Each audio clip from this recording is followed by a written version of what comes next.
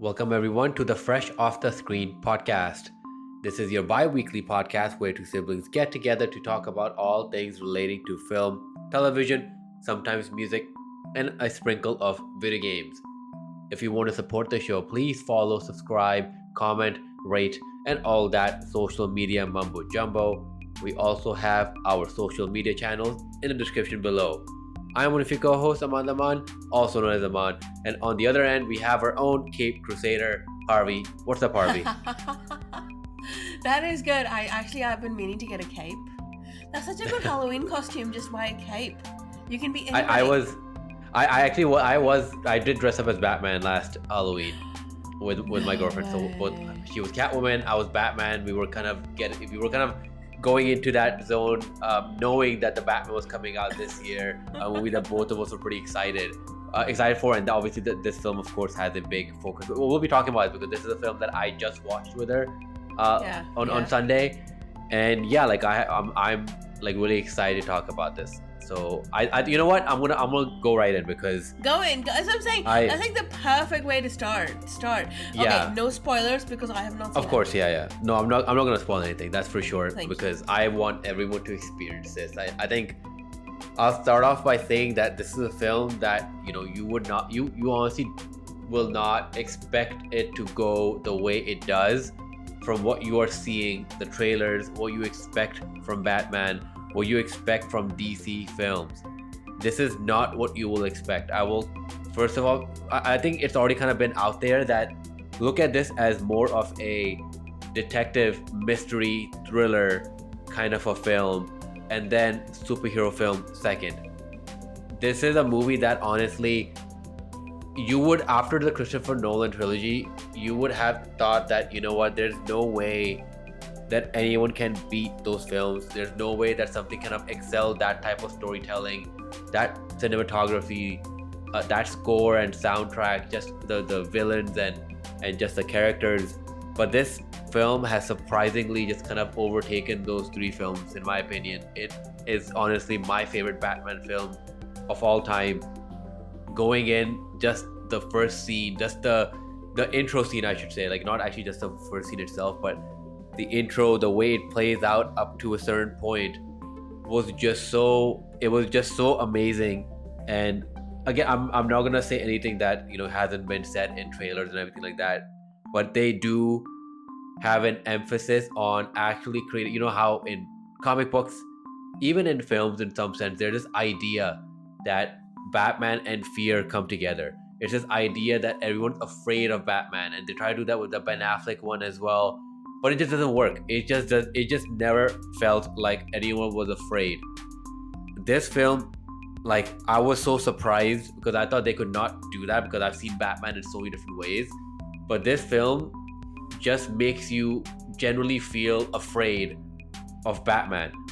Like the way they set him up, the way they bring him in, the way the character does everything, you kind of are able to kind of play out what it feels like to be in these thugs or these horrible people in their heads when they see Batman.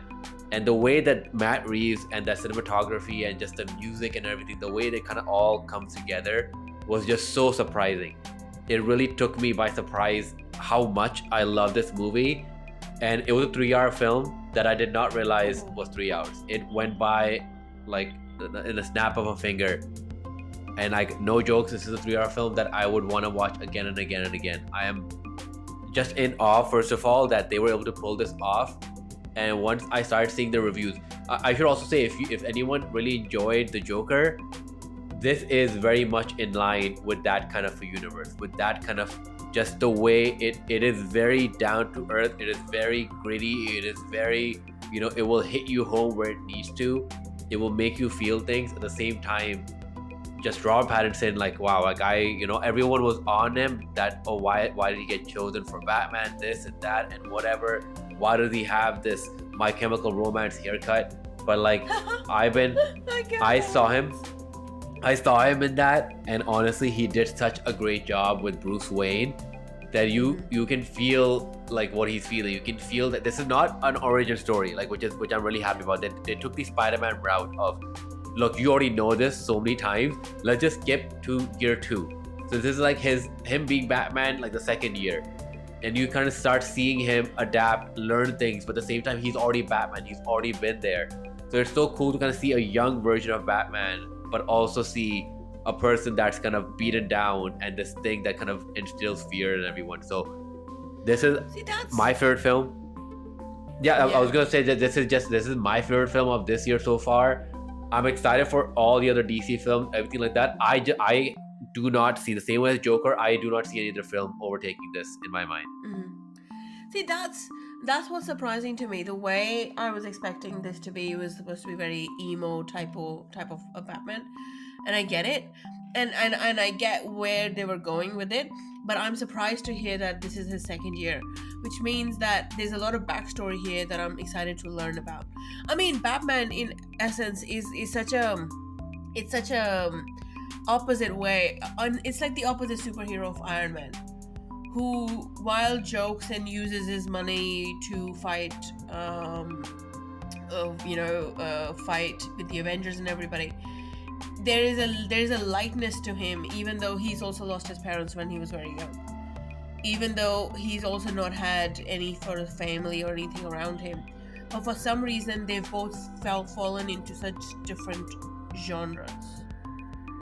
Yeah, no, I like with Iron Man, you can kind of see that Marvel does not really gear, like they don't really try to go towards this idea of like, hey, what if Iron Man was in our universe? What if Iron Man was in this very nitty gritty, not nitty gritty, but like very like, dark universe, which is, in all honesty, with everything that's happening in the world, very akin to what we see and what happens to people nowadays. Like Marvel just doesn't do that. Marvel does this in a very idealized universe where a lot of things are obviously broken because you need someone like the Avengers to be there, so that already tells you how messed up it is. But at the same time, they just don't deal with very specific things in that universe. Whereas with this, like this idea of dealing with corruption, this idea of dealing with like politics and stuff like that, this idea of dealing with mental illness and people who have experienced trauma and like what they go through, it's very much a DC thing. But we've seen with Wonder Woman and Aquaman and Ben Affleck's one, we see that they were like, let's go towards the Marvel side, let's try to make it more Marvel-like because that's what's in, making billions of dollars, stuff like that.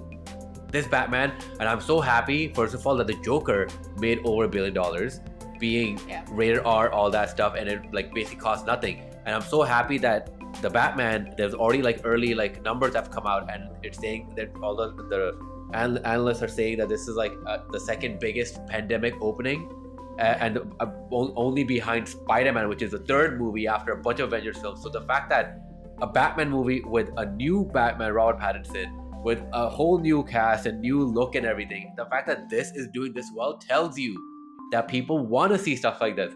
But people want to see good DC films. It's nothing about Marvel. but it's the same thing. It's the whole Zack Snyder thing as well, right? Arguably, on the face of it, the Zack Snyder's cut is still a lot more darker, a lot more in your face than Joss Whedon's cut.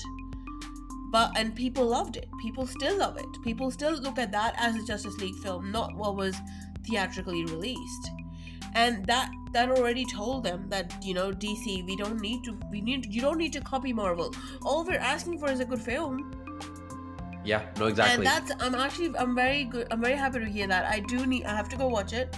I've shared on this podcast before how I was a little bit worried about Robert Pattinson. Simply because, look, as much as he's done a lot of work, and I hate that he still gets branded by it, Twilight is the first thing that comes to mind. And it was never, and I'll say it was never his fault. It's always the fault of the writers and the director, because the actor's just doing what they're being told. Yeah, I mean, honestly, all props to him for making this transition, because you see him as in Harry Potter, you see him in Twilight, but then he went, very indie. After that, he went almost like the Johnny Depp route before Johnny Depp kind of got into Pirates of the Caribbean, where he's been in like all these small indie films, really challenging himself. And you start seeing Robert Pattinson, the actor, now, and you see like, you're like, okay, like I've seen you in a couple of things there. Then I saw him in Lighthouse with William Dafoe, and I was like, wow, like wait, this is Robert Pattinson. And now I saw him in this, and I'm like, wow, like I see it. I see why Christopher Nolan liked him for Tenet, and I see why Matt Reeves was like, yes, he can be the new Batman. I'm like, okay, I finally see what you were seeing. Yeah, no, exactly. And Tenet was the first thing that sort of changed my mind, because I didn't see The Lighthouse. It's not usually a genre of films that I go for, but Tenet definitely did. So I was definitely very excited for this. And we've already shared our thoughts on Spider-Man before.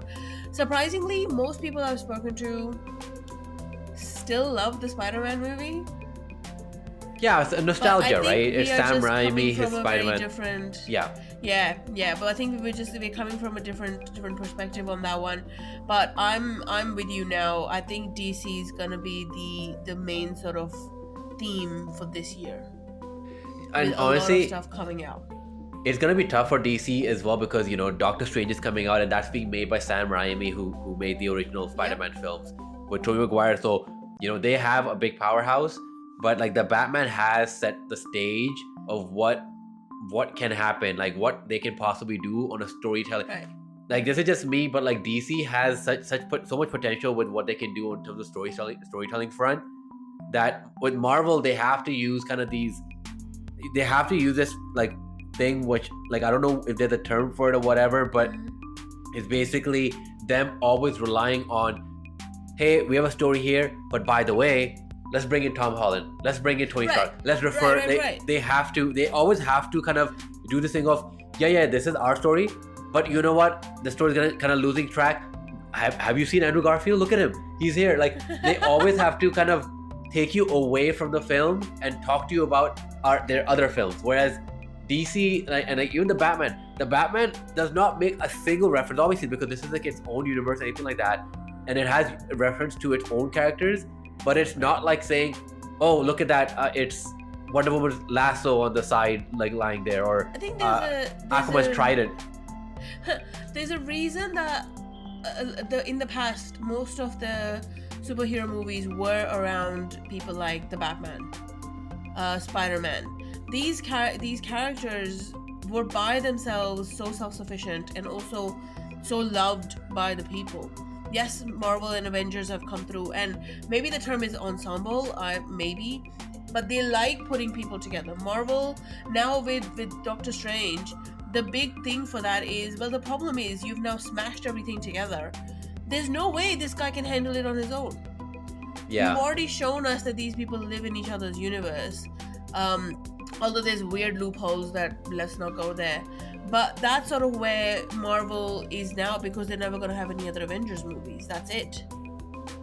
They won't have any Avengers movies for now. I think that's Kevin Feige saying that. I'm pretty sure if Disney says, give us an Avengers movie, they'll be like, okay. Like they're not going to be like, oh, sorry, Disney, no, we decide our own thing. Like, no, like I think Kevin Feige is like, as long as he's in charge, he has a very specific way. But unfortunately, at some point, Kevin Feige will have to give the reins to someone else, and I think at that point, a new Avengers film is like a definite thing. But I think with DC, it's always been, hey, we're making a movie about Superman, we're making a movie about Batman. It is about that person. While I would have liked to see Ben Affleck come into his own, in a way, I'm kind of glad it's a fresh start. They were never gonna go the Zack Snyder route. They were never gonna do anything else for that. As we've seen, it's all died out. So let them then say, look, we've got a direction, we'll go this way, we'll do a Batman movie, we've already done a Joker movie. In some part of the universe, sometime in the future, they may intersect, but for now, let's just leave them in their own universes and go with it. Yeah, and honestly, like you can kind of tell, like the fact that Joker and Batman were so successful, it just tells you that those characters and that story is so hard for anyone to comprehend when you put them next to Superman and Wonder Woman and Aquaman and Flash, because the whole thing about Batman is that people are able to relate. Obviously, no one's gonna be like, I'm a billionaire, I'm gonna be Batman, but they're able to relate with him as a character and be inside him, right? And say, yeah, all he is at the end of the day is a person wearing a bat suit. That's it. It's not Iron Man with his nanotech thing that kind of take over. It's not out of the realm of possibility. Same thing with Joker. The Joker as a villain is something that everyone can kind of actually see outside, can see that this can be any person that's on the hinge, just kind of reaching that breaking point. and like these two characters, when you put them together like that in that universe on its own, is something that people will love and are like, oh my, it's like watching a true crime story, and that's why people love it, right? It's like, that's why this is honestly more of a detective thriller, because at the end of the day, Batman is literally known as the world's greatest detective, and that's what Matt Reeves focused on. It's like, hey, he's a detective. That's what we focus on. When you put Joker, all these people next to Superman, it's like, okay, Superman just gonna punch Joker once and that's it. Like, it just does not have the same weight. And I think that's why they're like, you know what? Let's do a Batman on the side. Let's forget this whole Justice League thing for now. We have our Flash and all this stuff. Let's focus on them on the side. Let's do Batman on the side. Let's see how this does. And the fact that it's doing so well, they might actually rethink about having Batman at all in the Justice League. Yeah. Look, I get it, but and it will make sense. You're right. You can't have super-powered beings with those superpowers, and then this guy who literally has no superpowers. Batman v Superman was probably the one where we've seen him use his knowledge, his skill, his money in the meanest way possible. Yeah. Like with the Joker, like he comes up with the gadgets, he comes up with all of that stuff, but it was never designed to kill somebody, and that's where it's very different. Batman just wants to make Gotham cleaner.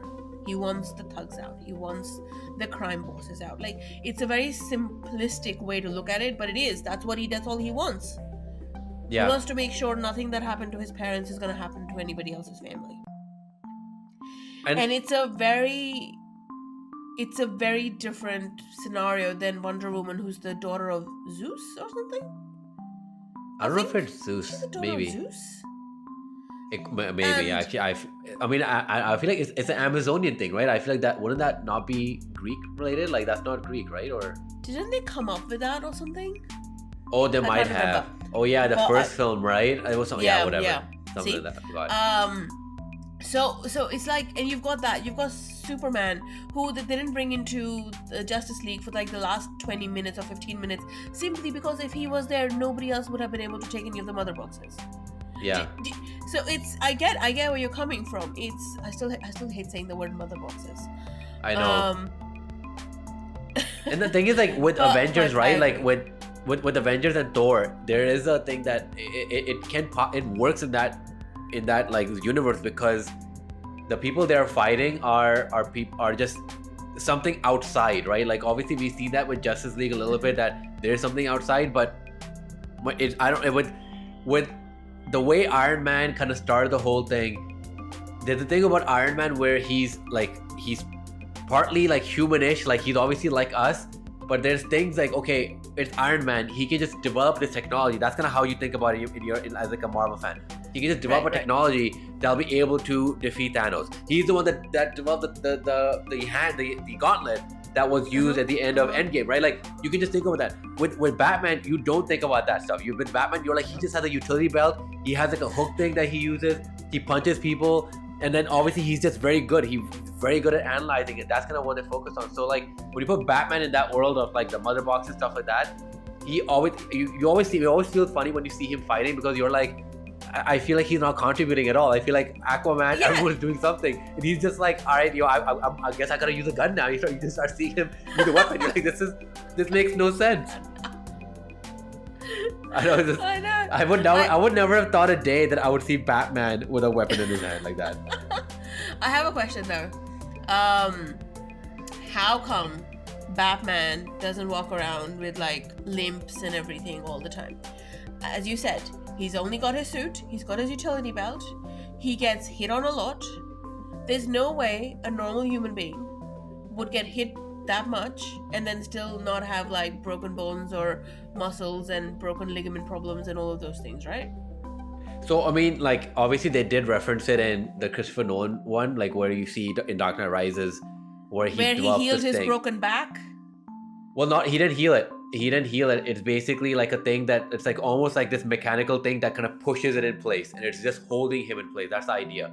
It's basically the Batman is just broken, but like he's like, for one final push, for one final like fight, essentially, he is all kind of almost stuck together, and that's kind of it's like, obviously I'm not going to talk about what in this film, but I will say that they're very aware that Batman has gone through hell. Like he goes through hell all the time. Again, this is year 2, so he's not met he's not met Bane. He's not met a lot of characters later on. But the idea is that in this universe, if the Batman does go through that, you will see it, and it is something that they kind of reference to, kind of talk about, sort of. Okay. So I'll leave it there. Okay, that's fair enough. Because that's been going through my brain for like a while, and there was no logical answer. But okay, fair enough. Yeah, look, in But all in all, Batman, like, worth a watch. I'll go away with that.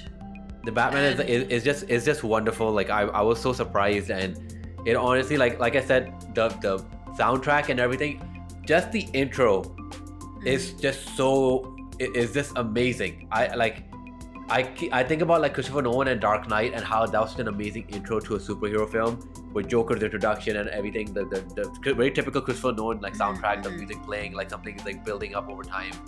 And like I always thought about that. I was like, okay, this is amazing. With this one, just the intro to a specific point, the way the music plays, the whole idea about Batman and fear coming together, you're just like, wow, like it just surprises you, takes you away, and then the next 3 hours just go by in a second.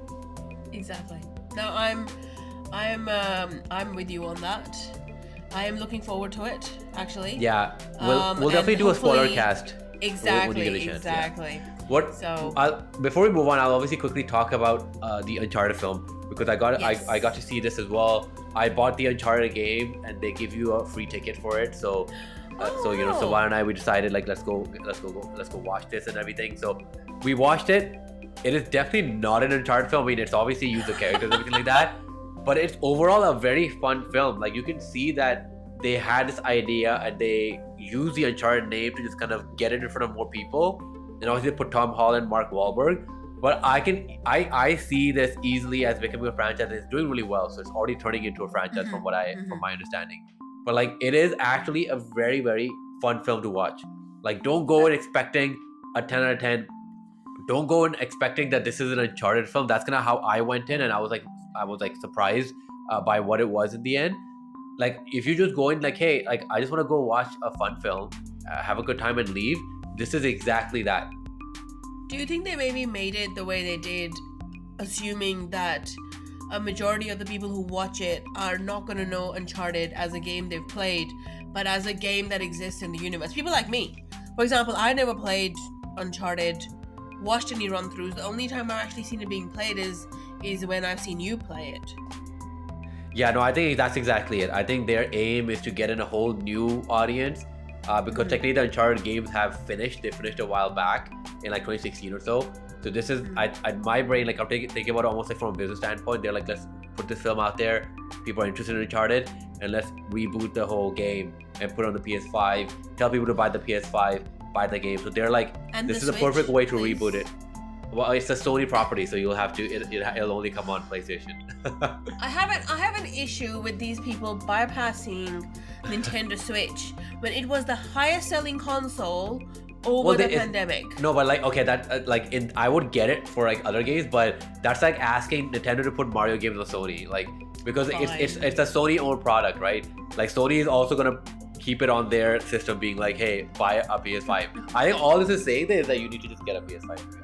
What if you get a PS5, you're set. I have the same issue with Elden Ring, right? Because I really want to play that game.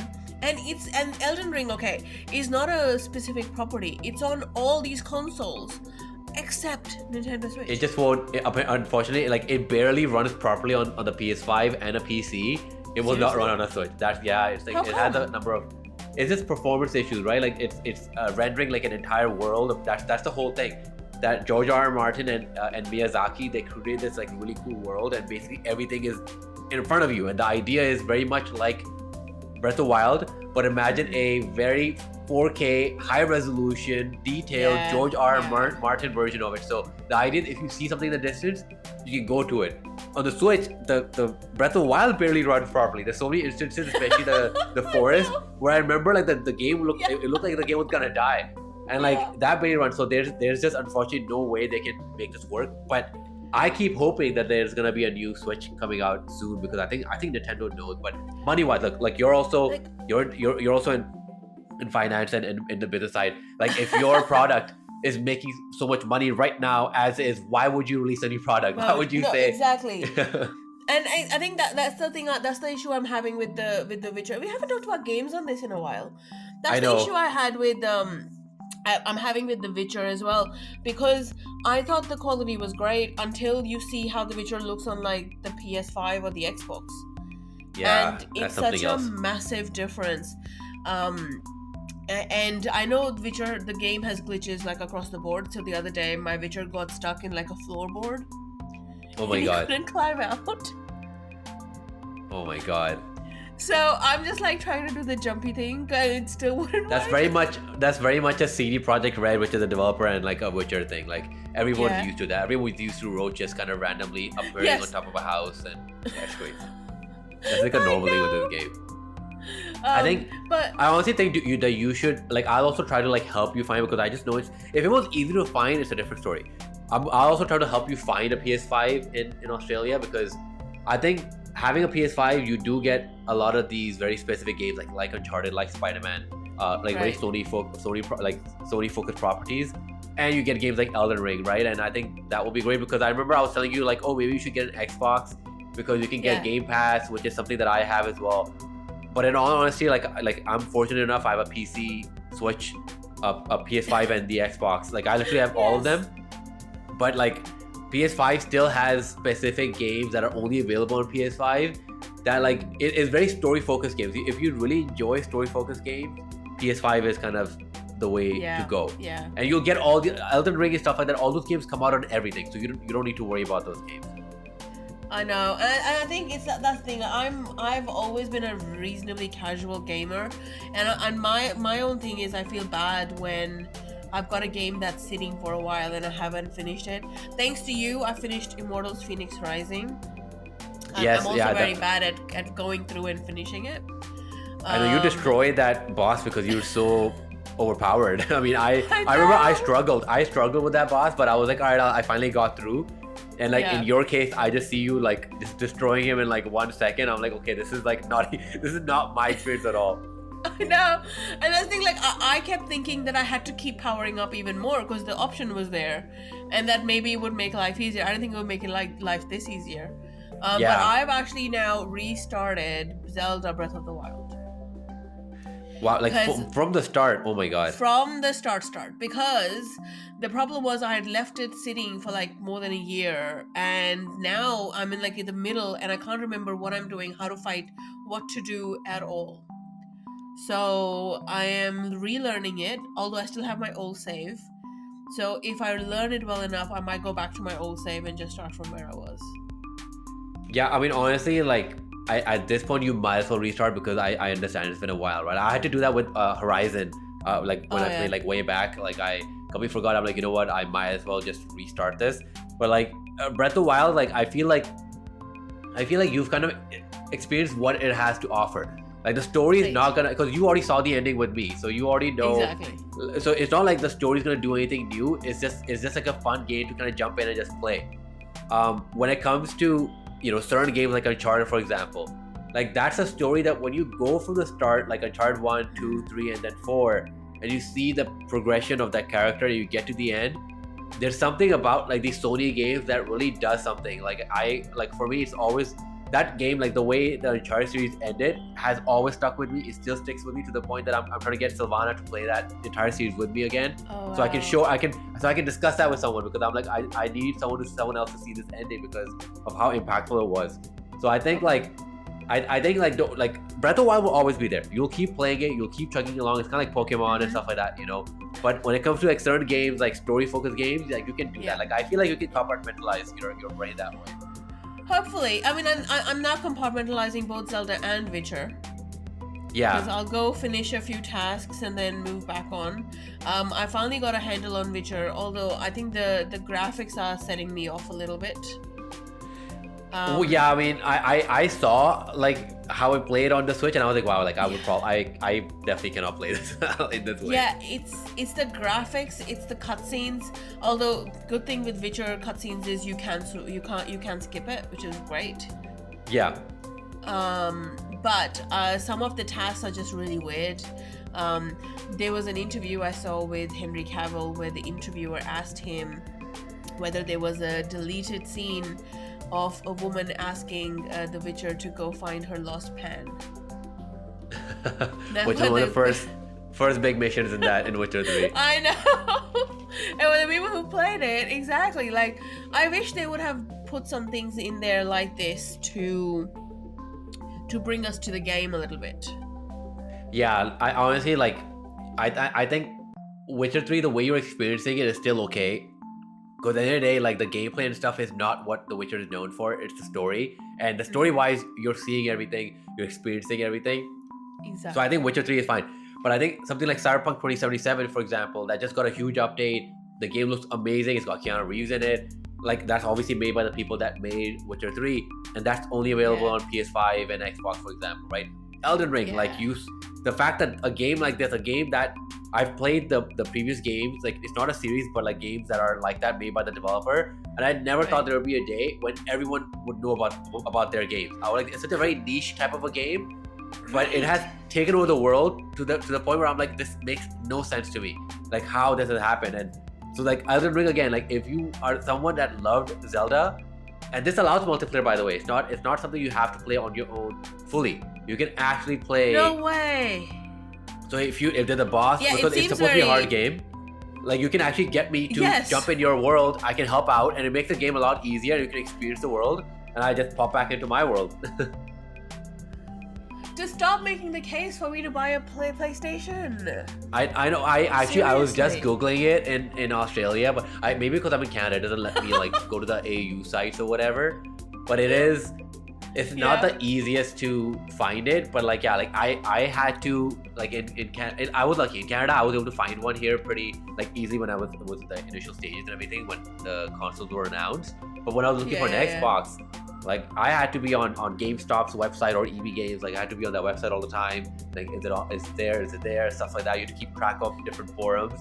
So I'm hoping that maybe it pops up somewhere. One of your friends like has it or knows someone. Or, this is my opinion, okay? Like, I'm not a big fan of scalpers or anything like that. But I look at it as like as a time investment. So if the console costs $599. Right, like on your side, let's say $599. Like, I'm just using that as an example. But a scalper is giving it for $800 in Australia, but yes. Yeah, I mean, that's same as Canada. We have the same kind of thing. So like, if it's $800 and a scalper is giving it to you like brand new for like $1,000, let's say, I'm like, okay, you're gonna pay $200 more, which is again $200 more still.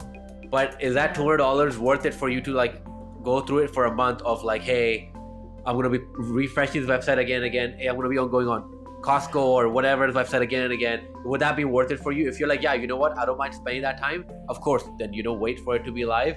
Otherwise, if you're like, you know what, I don't mind spending the $200, just give me the console now, you can also do that. That's just kind of my opinion.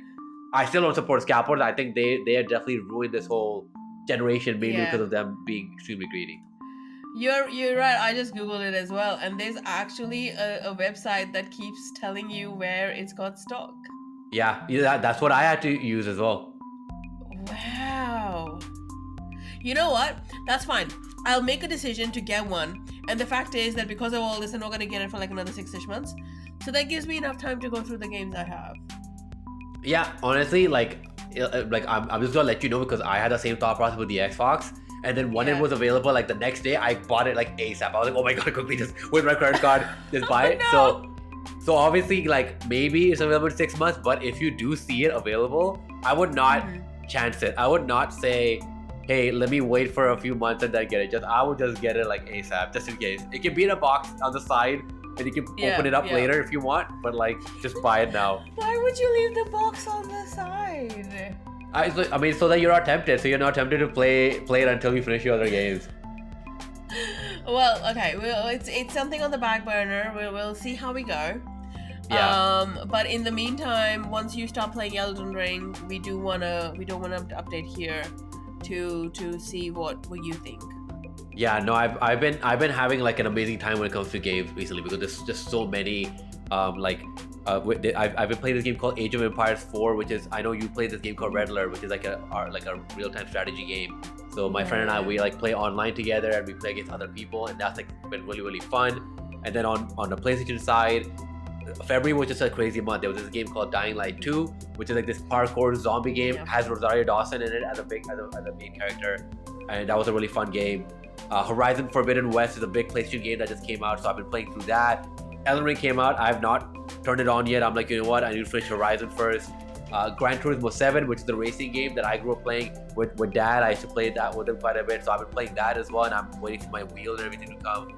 And I've been playing Pokemon Legends Arceus on the Switch as well, which is an amazing Pokemon game. So there's been so many cool games, and that's kind of thing. Like, I never stress myself out that I need to finish all these games, or I need to like play a certain amount of hours of these games per day. I just go based on feeling. Like, I'll play Horizon for like an hour or two one day. Right. The other day, I'll play Gran Turismo 7. I'll do a bunch of races. Other day, I'm like, let's play Age of Empires 4. I just keep doing that, and you realize that, like, I was always worried about that. I'm like, I have so many consoles, all this stuff. Like, what's the point? Is it better for me to have one? And I realized that I always find some time for each of them throughout the week or throughout the month. You don't have to like justify your purchase in that sense of like, no, I need to spend like X hours every day on it. It's more like, no, what do you feel like playing? Gran Turismo 7, I'll play that. What do you feel like playing? Elden Ring? Let me do that for a bit, you know? Yeah, no, I do get that, and I think I've now finally at least embraced the idea of working through multiple games at the same time. Because like sometimes I'll start off with going, hey, let me do a little bit of The Witcher, but when it comes to it, all I want to do is like 3 hours of Civilization 6. Yeah, exactly. And then play Civilization 6. Yeah, talking about Civilization 6, I've now got their expansion pack, and they've got their Gathering Storm and their Rise and Fall pack, which just makes life weirdly complicated. Awesomely, but weirdly complicated. It builds in your climate change things as well. So if you're settled near a river, you can randomly flood. And this is very real for us, because Australia, it's been raining for like the last 2 weeks. Yeah, I heard. I was reading about it. It's just raining. It just hasn't stopped raining. So it can randomly flood. You can have volcano eruptions. You can have storms. You can have dust storms. You can have like all of these random weather events. Yeah. And I love that they've built it in, but I also hate how complicated it makes my life in the game. Yeah. No, I love Civilization 4, and then 5 I kind of got into a little bit, and 6 of course I played on the Switch, I played on PC, but I mean, like, it was like, for me, like, I played for like 15-20 hours. I get to a point where I win once or twice, and then I'm like, okay, I'm done. So I'm glad that for you, Civilization 6 is what Age of Empires 4 is for me. It's basically like, I'm just going on skirmishes, or my friend and I, we go online, because we're able to play against people online, and we're just playing against people online, and we just keep doing that. So it's technically the same map sometimes, same layout, sometimes they kind of mix it up, but overall it's just the experience of like what will happen this time. And you know, like, so I honestly think you actually might enjoy Age of Empires 4 quite a bit as well. It's unfortunately not on Switch, but it is on PC, and I think I actually think your PC might be able to handle it, because it's not a game that will require some crazy TV. Really? Another thing that I need to consider at some stage, but you're right. Like for me, Civilization 6 is just it's a relaxing game for me. It sounds really weird, I know, but it really is a very relaxing experience to work through that, to strategize, to figure out what's the best way to do this. Yeah. And I'm really enjoying it. I wanted to talk about Encanto, but we don't have enough time. What I do want to do before we close off is give a shout out to Beat Saber. Yeah.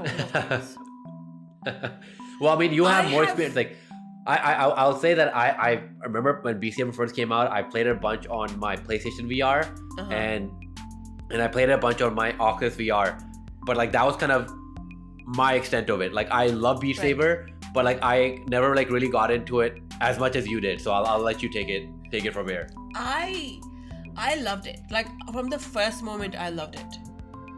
Like, if it's not the movements, it's everything. But there's some music packs which are just so massively superior to every other music pack.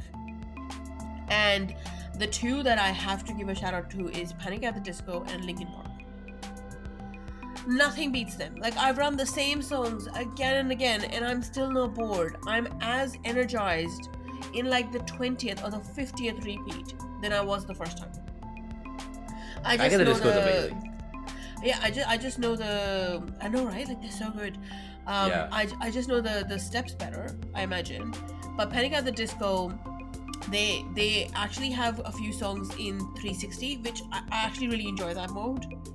Because that's pretty cool. I've never played that mode. Really? So it's I love that, because you obviously you stay in your designated sort of area, but you're turning around and there's an eye line stick as well that pops up in front of you, so you know exactly where your eye line needs to be, so you can see the things coming at you. But that is the most enjoyable piece. Like, Beat Saber has become a workout sort of not like a workout, but more like a warm-up for a workout for me. And I've loved it so much. Like, Panic at the Disco, if anybody's listening, you've got Oculus or whatever VR and you've got Beat Saber, if there's one music pack you buy Panic at the Disco. Alright, if there's two music packs you buy Panic at the Disco and Linkin Park. Because Panic at the Disco is only 4 songs, but the 2 of them which are brilliant are High Hopes and the Greatest Show. What does it cost in Australia, these packs?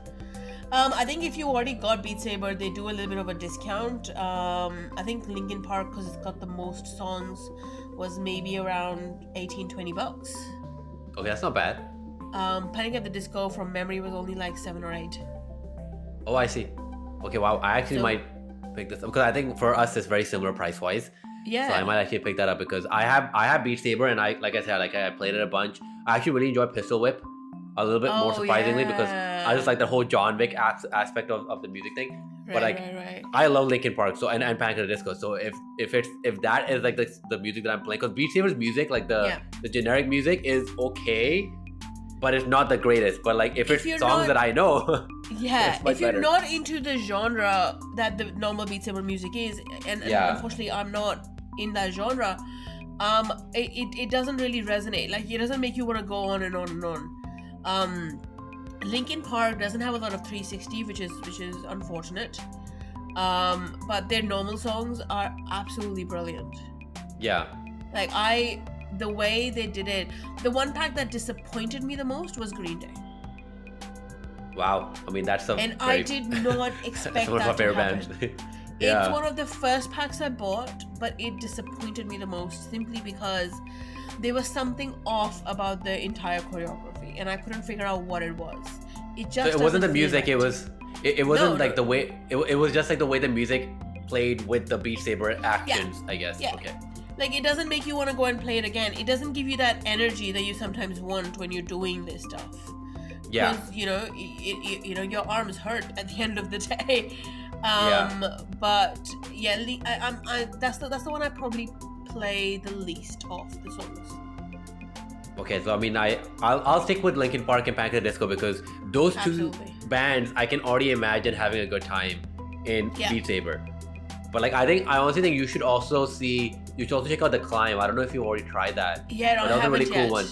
Yeah, that's a really cool one, where you're basically like a rock climber, and obviously it's in VR, it's an Oculus Quest, and you're kind of moving around and stuff like that. It's just like a really cool looking thing. It's very relaxing, which is surprising to think about a game like that being relaxing, but it actually is. It's about like, taking your time, moving up, looking at your surroundings, moving up slowly, and it's like you feel like an achievement when you reach the top. I actually ended up picking all the 3 Star Wars games, the ones with Darth Vader. But I haven't. I was having a very hard time getting used to the controls. Yeah, it does take a while. It took me a while as well to kind of understand how all that works. Yeah, so I think that's the one I'm struggling with. But I usually just end up defaulting to Beat Saber if I just want like a relaxing something, or if I want to get pumped up for a workout or something. Yeah, it's like Beat Saber has not become a regular part of my workout. I did not think that would be the case. Like, Panic at the Disco, I dare you to play High Hopes in 360 and not dance. Like, that's it. Like, you feel so weird because you're like in your house just doing this random thing and you're jumping around. but it just makes you want to do that. I mean, I'll definitely I'll do that. I'll maybe make a recording of it as well and see what happens, because Yes, I love Beat Saber when it first came out and I started playing it, but like it's just it's just for the VR stuff as well. Like that's one of the reasons I love Oculus Quest, is because of it being wireless. But it was always like the small bites. It's like you can play a game for like 10, 15 minutes, 20 minutes and you're done. And I was like, engrossed in Horizon, or like now soon to be Elden Ring, stuff like that. So I feel like I'm hoping that Oculus does, because they are really good VR games like Half-Life Alyx that are like very much like a proper story, and you're like ducking down and stuff like that, and it kind of makes you feel that way. But right now there aren't a lot of that, so I feel like maybe this is already kind of selling me to kind of get back into it and just kind of go in there for a little bit. So back at the disco for sure. Very, very, very relaxing. And the one trick I have, the one that I learned, is don't try to rush into the hards.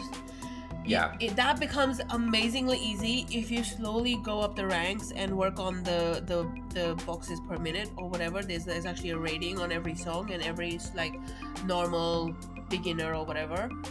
And as you slowly work up the rating, you'll actually start finding it more easier and more fun. You'll actually have a better range of movement than just like flicking your wrists around. Okay, wow. Yeah, I'm interested to try this out, so I'll probably report back maybe next week itself, because like I'll definitely get it. Especially Panic at the Disco, because like Linkin Park, like I might hold off on that until I try Panic at the Disco, just because get it. Like literally, and the song you have to do, and I can't believe I'm saying this because like it's so overworked, is the song New Divide. Oh yeah, I know. I remember that album. Yeah. You remember that song, right? Yeah. And it's so overworked, obviously, because it's from all the movies and stuff. And there were little old hits like Faint and Breaking the Habit and Numb. But this one is... I can't tell you... There's like this piece in the beginning, which is so bloody hard.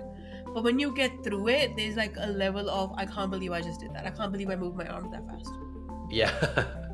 I'm gonna try that out. That sounds pretty fun. Yeah. No, yes, looking forward to it. I know. I obviously we talked a lot about games today, and I just quickly wanted to mention it because you and I both watched Murder Will. I actually really like this. I don't know why. I know some people didn't really enjoy it, but I just really it's a very cool concept. Like with Will Arnett, that they bring in a celebrity, and it's almost like a murder mystery that they have to figure out on their own, whilst him they're doing like a TV show kind of a thing, and they're like it's also really funny because they make these celebrities do like weird funny things that kind of distracts them from taking notes and everything that they need to, but I just really found that really funny. I get it. I find the Conan one really weird, but that's because I find Conan really weird. That's probably why it is, because it's the way he talks. Yeah, but everyone else was really, really funny. Yeah, I think they did a good job. Yeah, definitely.